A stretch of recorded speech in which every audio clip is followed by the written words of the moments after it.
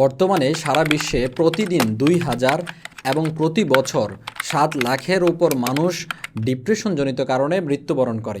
আর এই ডিপ্রেশন থেকে মুক্তি লাভের একমাত্র উপায় হচ্ছে আল্লাহ তাআলার উপর তাওয়াক্কুল তথা ভরসা করা। আজকে আমরা জানব তাওয়াক্কুল আসলে কি, তাওয়াক্কুল করার মাধ্যমে আমাদের কি ফায়দা বা লাভ রয়েছে এবং নবী রাসূলগণ তাওয়াক্কুল করার মাধ্যমে কিভাবে বড় ধরনের বিপদ থেকে মুক্তি লাভ করেছেন। প্রথমে আমরা জানব তাওয়াক্কুল আসলে কি। তাওয়াক্কুল হচ্ছে আল্লাহ তাআলার উপর ভরসা করা, অর্থাৎ কোনো বিপদ অথবা প্রয়োজনের ক্ষেত্রে সম্পূর্ণভাবে আল্লাহ তাআলার উপর ভরসা করাই হচ্ছে তাওয়াক্কুল। এবার আসি তাওয়াক্কুল করার মাধ্যমে আমাদের কি ধরনের ফায়দা রয়েছে। তাওয়াক্কুল করার মাধ্যমে সবচেয়ে বড় ফায়দা হচ্ছে আমাদের মানসিক প্রশান্তি।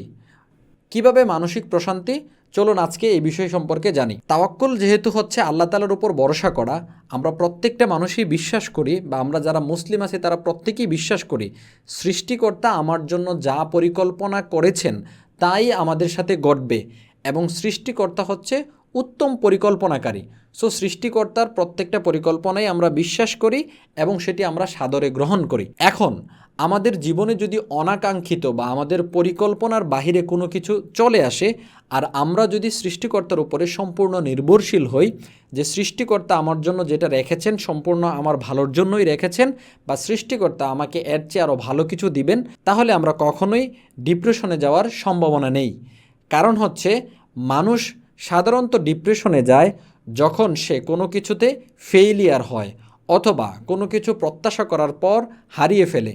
কিন্তু সে যদি সৃষ্টিকর্তার উপর সম্পূর্ণ ভরসা রাখে যে সৃষ্টিকর্তা আমার যা পাওয়ার আমাকে তাই দিবেন এবং আমার যা না পাওয়ার আমি শত চেষ্টা করার পরেও তা পাবো না, এবং সৃষ্টিকর্তা যেহেতু আমাকে সৃষ্টি করেছেন এবং তিনি যেহেতু উত্তম পরিকল্পনাকারী, সুতরাং আমি তার পরিকল্পনাকে সাদরে গ্রহণ করি এবং তার পরিকল্পনা অনুযায়ী আমার জীবন পরিচালনা করার চেষ্টা করব।